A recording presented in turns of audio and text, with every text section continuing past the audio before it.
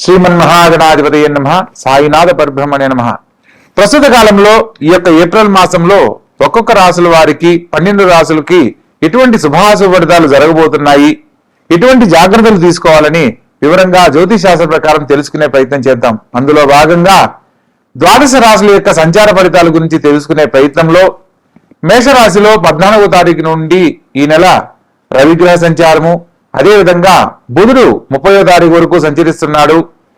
19వ తారీఖు నుంచి వృషభ రాశిలో శుక్రగ్రహ సంచారము, మిథునంలో గురు సంచారము, సింహరాశిలో కేతుగ్రహ సంచారము, కుంభరాశిలో రాహుగ్రహ సంచారము, అదేవిధంగా ఏప్రిల్ 2 నుంచి కుజగ్రహ సంచారం మీనరాశిలోను మరియు శని భగవతుని సంచారము జరుగుతూ ఉన్నాయి. ఇక ఒక్కొక్క రాశుల వారికి గ్రహ గమనాలను ఆధారం చేసుకుని వివరంగా తెలుసుకునే ప్రయత్నం చేద్దాం. వృశ్చిక రాశి. ఈ యొక్క వృశ్చిక రాశి జాతకులను కనుక మనం పరిశీలించినట్లయితే లగ్నాధిపతి, లగ్న షష్టాధిపతి అయిన కుజుడు పంచమ స్థానంలో సంచరిస్తూ ఉన్నాడు. కుటుంబంలో పిల్లలు చెప్పిన మాట వినలేదు అనే భావనతో కొందరు తల్లిదండ్రులు మనస్తాపానికి గురయ్యే అవకాశం ఉంటుంది. ప్రత్యేకంగా సంతాన భాగ్యం కోసం ఎదురు చూస్తున్న వారు ఆరోగ్య విషయంలో ఒకటి జాగ్రత్తలు పాటించాలి. ముఖ్యమైన పనుల్లో స్థానచలన బదిలీలకు ఎక్కువగా అవకాశాలు ఉన్నాయి కాబట్టి ప్రతి పనిని ఆలోచించి నిర్ణయం తీసుకొని ముందడుగు వేయాలి. విద్యార్థులకు విద్యల్లో బాగా రాణించేందుకు చక్కని అవకాశాలు లాభిస్తాయి. కంప్యూటర్ రంగాన్ని ఎంచుకున్న విద్యార్థులకు చక్కని అవకాశాలు లభిస్తాయి.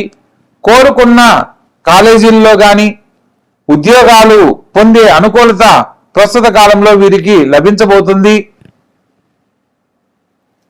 అదేవిధంగా షష్టమ స్థానంలో రవి మరియు బుధగ్రహ సంచార ఫలితంగా ఎక్కడైతే మనం పేరు ప్రతిష్టలు పొందాలో, ఎక్కడైతే మనం శ్రమ పడుతున్నామో ఆ శ్రమకు తగ్గ ఫలితాన్ని సంపూర్ణంగా పొందలేని పరిస్థితి ప్రస్తుత కాలం ఎదురు చూసే అవకాశం కలదు. వివాహ జీవితానికి సంబంధించి ఎదురు చూస్తున్న వాళ్ళల్లో ప్రేమ వివాహాలకు సంబంధించి ఇంట్లో చెప్పడానికి, పెద్దలతో సంప్రదించడానికి ఇది అత్యుత్తమమైన కాలంగా చెప్పడం జరుగుతుంది.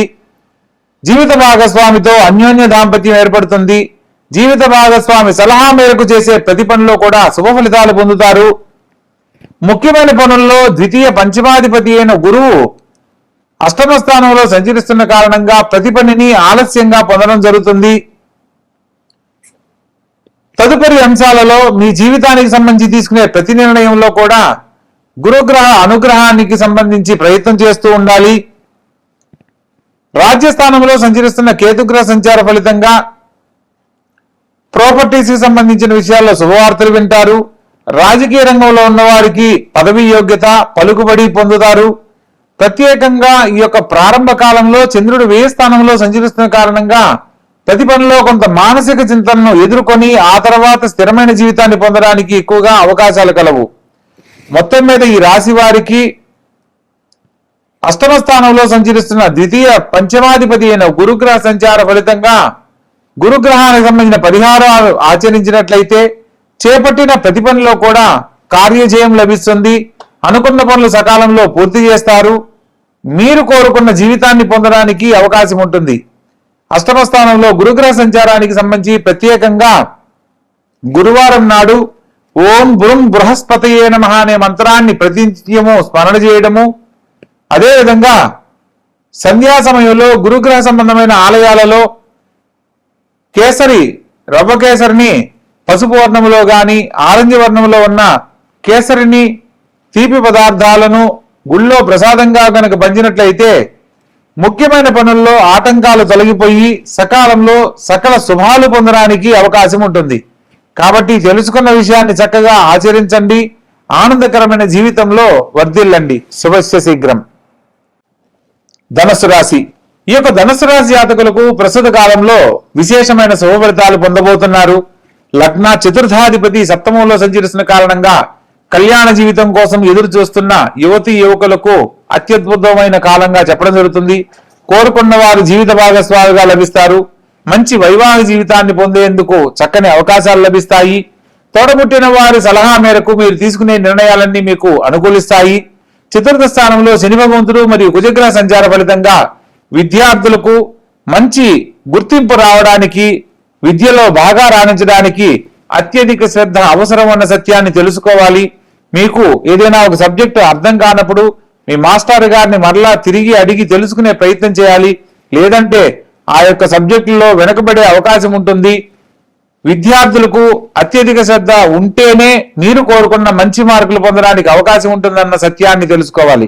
పంచమ స్థానంలో రవి బుధుల సంచార ఫలితంగా ముఖ్యమైన విషయాలలో మీరు తీసుకునే నిర్ణయాలన్నీ అనుకూలిస్తాయి. మీ యొక్క సంతానము తల్లిదండ్రులకు మంచి పేరు ప్రతిష్టలు తీసుకొచ్చే విధంగా ప్రస్తుతం నడుచుకుంటారు. షష్టమ స్థానంలో సంచరించబోతున్న శుక్రగ్రహ సంచార ఫలితంగా ఆర్థికంగా అనుకోని ఖర్చులు ఎదురవుతాయి.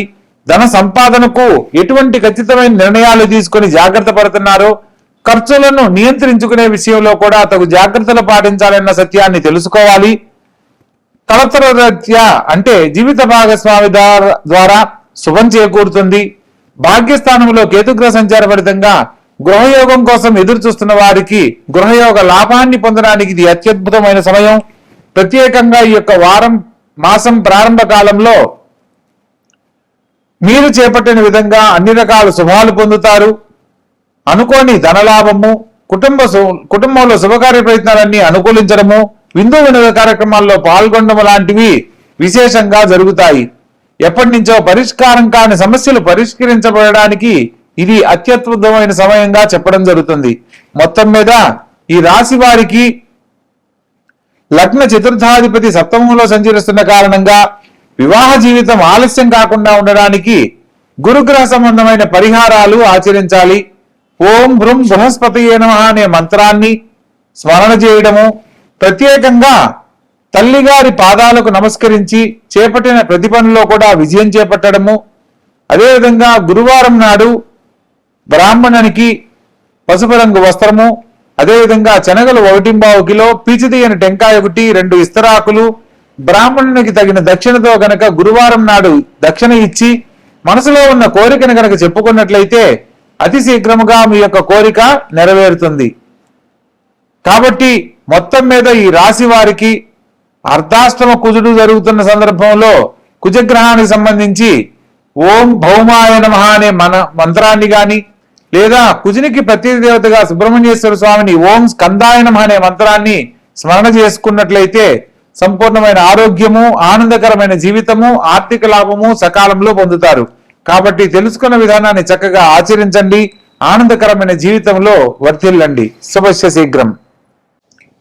మకర రాశి.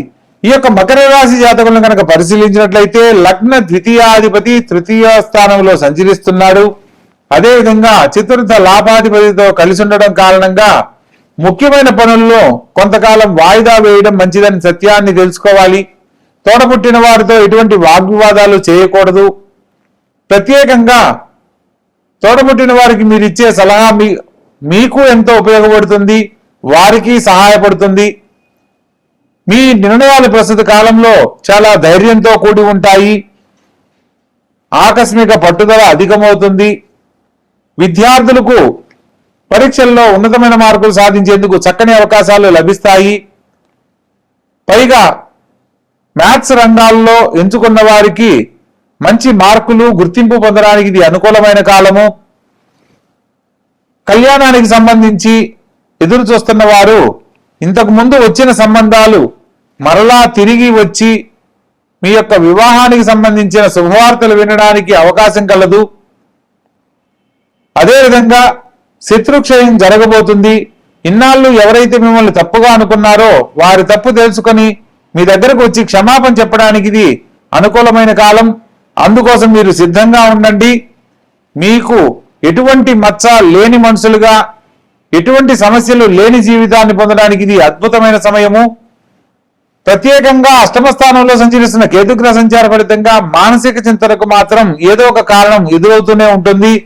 ప్రత్యేకంగా ప్రతి పనిలో ఆలోచించి నిర్ణయం తీసుకోవాలి. ఆరోగ్య విషయంలో ఒకటి జాగ్రత్తలు పాటించాలి. ఈ యొక్క రాశి వారికి సంబంధించిన గ్రహాలన్నీ కూడా రాహుకేతుల మధ్య సంచరిస్తున్న కారణంగా ప్రతి పనిని ఆలస్యంగా శుభఫలితాలుగా పొందడానికి అవకాశం ఏర్పడుతుంది. అదేవిధంగా ఈ రాశి వారికి మాతృవర్గ రీత్యా శుభం చేకూరుతుంది. తల్లి గారితో ఎటువంటి వాగ్వివాదాలు చేయకండి. తల్లిగారితో నడుచుకునే విధానంలో తల్లిగారి ఆశీస్సులు మీ భవిష్యత్తుకు సంబంధించి తీసుకునే నిర్ణయాలకు ఎంతో దోహదపడుతుంది. కాబట్టి మొత్తం మీద ఈ యొక్క మకర రాశి జాతకులకు చతుర్థ స్థానంలో సంచరిస్తున్న రవి బుధుల కారణంగా సూర్య నమస్కారము, విష్ణు సహస్రనామ పారాయణతో పాటు అష్టమ స్థానంలో కేతుగ్రహ సంచారం జరుగుతుంది. కాబట్టి మంగళవారం నాడు ఎరుపు వర్ణంలో ఉన్న గణపతిని ఆరాధించాలి. గురువు గారు మాకు ఎరుపు వర్ణంలో ఉన్న గణపతి అనుకూలంగా లేదు లేదా ఏ విధంగా తెలుసుకోవాలని మీకు సందేహం ఉన్నట్లయితే తెల్ల జిల్లేడు గణపతిని మనకు పూజా సామాగ్రిలో దొరుకుతుందమ్మా, అది ఒకటి తెచ్చుకొని దానికి సింధూరంతో లేపనం చేసి స్వామివారిని ఎరుపు వర్ణంలో ఉన్న గణపతిగా భావించి ఓం గం గణపతియే నమః అనే మంత్రాన్ని ప్రతినిత్యం గనక పఠిస్తూ ఉన్నట్లయితే సమస్త దారిద్ర్య బాధలు తొలగిపోతాయి, ఆరోగ్య సమస్యలు తొలగిపోయి ఆనందకరమైన జీవితాన్ని అష్టైశ్వర్యాలతో పొందడానికి చక్కని అవకాశం లభిస్తుంది. కాబట్టి తెలుసుకున్న విధానాన్ని అనుసరించండి, ఆనందకరమైన జీవితంలో వర్ధిల్లండి. శుభస్య శీఘ్రం.